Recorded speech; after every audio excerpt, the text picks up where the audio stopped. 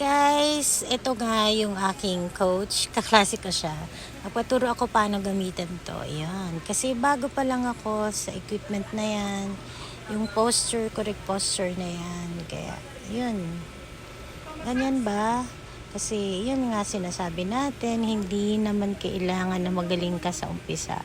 Yung importante, natututo ka at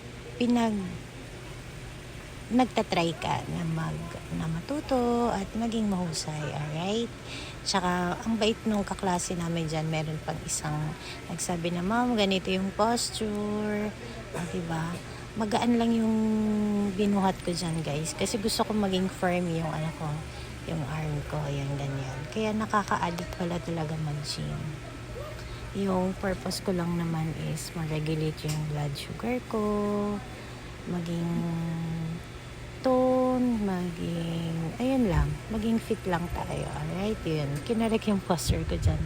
Ang galing ng classmate natin kasi sanay na sila mag-gym eh. Ayan, kaya sa uulitin, gusto ko talaga yung ginagaganyan. Kasi mararamdaman mo yung sa arm mo. Alright, thank you po for watching.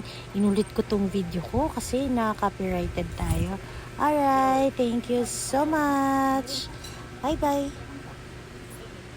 Ayun na.